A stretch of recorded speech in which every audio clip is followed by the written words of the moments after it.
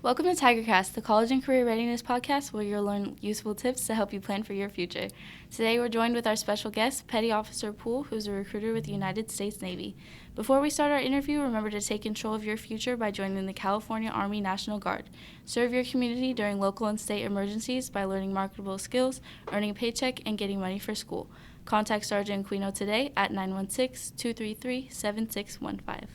So hi, how are you? I'm doing good. How are you? I'm good. So I was just wondering, what does your everyday life look like as a recruiter for the Navy? Well, as a recruiter for the Navy, my job, first of all, is to find the smartest, brightest young superstars in all of these high schools that we go to and visit every day. So my working hours, I usually start to work around 9 o'clock. And I'm usually at one of my schools that I'm assigned to by 10. And we come to school to talk to students, talk to teachers, to see if we could set up presentations so everybody will know what the Navy is all about. And that's how we get our word out there, all the students. And then when I'm not at the schools, I go to universities, junior colleges, hand out flyers, go to local businesses, put up posters, hand out business cards, and just spread the word about the Navy.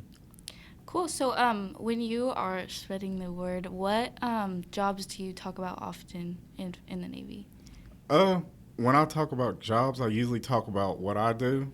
I'm operations specialist, but when I'm first meeting people, I don't talk about jobs because I won't know what you're qualified for unless you take the ASVAB. Mm-hmm.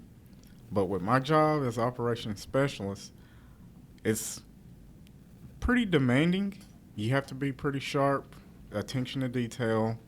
I specialize in the multi-title data links, which is a form of encrypted communication.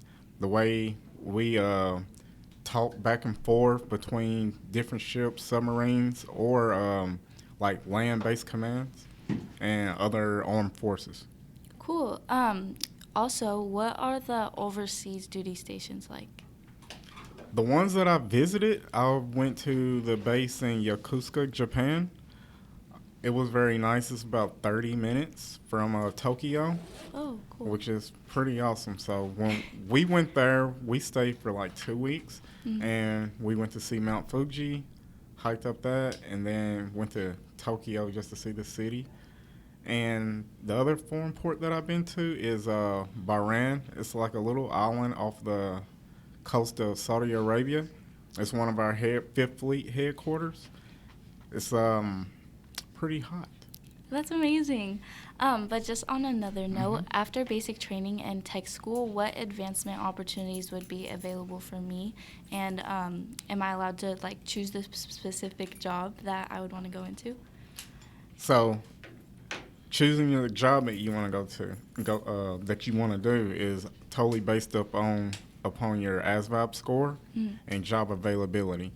But as a recruiter, if you pick a job and this is not what you really want to do, we will put in our request so that you can change your job, and we will not hold you accountable if we don't get you the job. If you decide that's not what you want to do, we rip your contract up right there, and you're not obligated. But once you ship off the boot camp, you're obligated. Mm-hmm.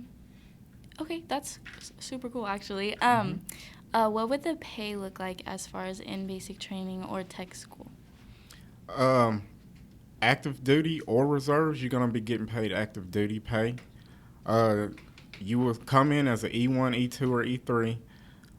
E1, which most high school students are, they usually start out making around $1,800 a month. Food is covered. Housing is covered.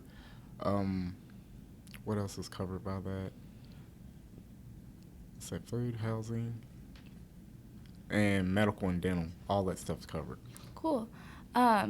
So what about as far as tuition? Is there any opportunities for me to get my schooling paid for? Exactly. First, you're going to get college credits from boot camp, your school, and then once you get to the command that you're going to, you will sit down and speak with Navy counselor at your command, and you will tell them what it is you want to do, and you'll be starting school.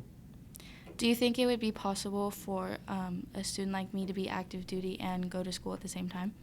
Yes, because I'm doing it. Okay, that's super cool. Could you just explain to me really fast what the delayed entry program is? The delayed entry program is where, for instance, I'll use a high school student as an example. You have to graduate high school first, right? Mm-hmm. But while you already signed up to join the Navy, we mentor you twice a month. Delayed entry program, we have a meeting. You will come there and you will meet everybody else in the delayed entry program. We will go everything that you need to know to get you prepared for boot camp. We will also check your height and weight every meeting just to make sure you're standing standards. And what we do now, we work out with our DEPers. We call them DEPers. We work out with them now to, get them ready. Cool. So it won't be a shock when they get there. Yeah.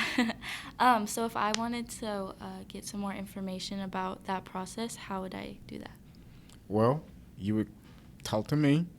We would set up a plan in a meeting.